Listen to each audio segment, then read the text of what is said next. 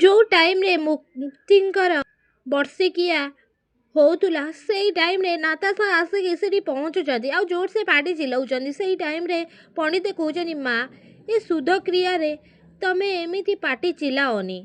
जी दुनिया रू चली जाइछंती ए पूजा परे तांको मुक्ति मिली जिवो। जन्म मृत्युर चक्रव्यूहरे से सबुदिन पई मुक्ति हेई जिवो। सेई टाइम रे नाताशा कहउचंदी अच्छा जदि से मरी जाइछि ताहेले ये किए। सेई टाइम रे आदि कहउचंदी नाताशा ये कि ड्रामा करूछ जदि ए डेथ एनिवर्सरी रे बसिबार नहीं ए जगारू चली जाओ। सेई टाइम रे नाताशा आदि को मोरे उत्तर देके कहउचंती मरी जाइथिबा लोकर डेथ एनिवर्सरी पालन करा जाए एडी बंचिथिबा लोकंकर नुआ। आउ ए सब करिकि तमे तम निज मन को बुझेयाकू चाहि जाउछ जे मुक्ति मरी जाइछि। तमे भाबुछ मुक्ति मरी जाइछि किंतु मुक्ति एबे भी बंचिछि एडी। आउ तमे पूजा करिकि ठट्टा करूछ एडी।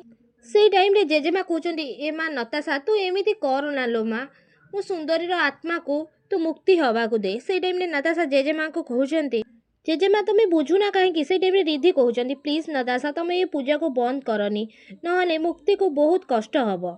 सेई टाइम रे जेजेबापा भी कहउचंती अरे माँ नाताशा तते मो जीवन में किछि भी कहनी मु तते खाली एतिके कहउची प्लीज टिके शांति रे पूजा करिबाकू दे।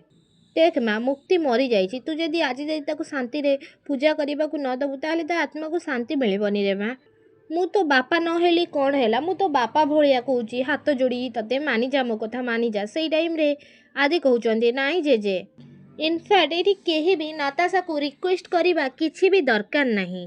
ए पूजा होउची मुक्तिंकर अधिकार ए अधिकार केही भी तांको ठारू छड़ेई नै पारिबेनी। सेई टाइम रे नाताशा कहउचंती मु काहार अधिकार छड़ेई नौनी एडी जदि मुक्ति सतरे मरी जाई थांदा ना ताहले मु तम पाखरे एठी बसिकी शांति रे पूजा करि थांती किंतु से तो बंचिछि देख तमरी सामना रे ही से बसिछि। सेई टाइम रे अंबिका कहउचंती ओ साडाप सबु जिनसर ना गोटे सीमा थाए हेले तू सबु जिनस को तू क्रॉस करि सारिछु। हु आर यू तू कौन भाबुछु निजुकू तू एठी चिल्लाउथुबु आ मु तोर सबु बकवास को एठी सुनी सारिथुबी। नो वे तोर ए बकवास कथा ना ए झियो सुनी पारु थाई पारे। निज राग को टिके कंट्रोल ले रख नने तोर ए सो कॉल्ड हस्बैंड ना मोर किछि भी करि पारिबेनी। मिस्टर दास खास करिकि तमे आउ समस्त गोटे कथा सुनी दियो गायत्री चौधरींकर एकमात्र झियो आउ तांकर उत्तराधिकारी एकथा तमे माने सब बुझी पारिलो। तबरे नाताशा कहउछन तू जेते चिल्ला तू अंबिका चौधरी बोली जेते जहा करिया कथा कर दे किंतु मु ना ताते केबे भी विश्वास करिबिनी तू अंबिका चौधरी बोली के। आई नो तू ही मुक्ति अंडरस्टैंड आउ मु ए कथा को एते शीघ्र मानि पारिबिनी। हाँ दर्शक बंधु मो सिंदूरर अधिकार सीरियल आपण माने आजिर अध्याय रे एमिति किछि देखिया को पाए।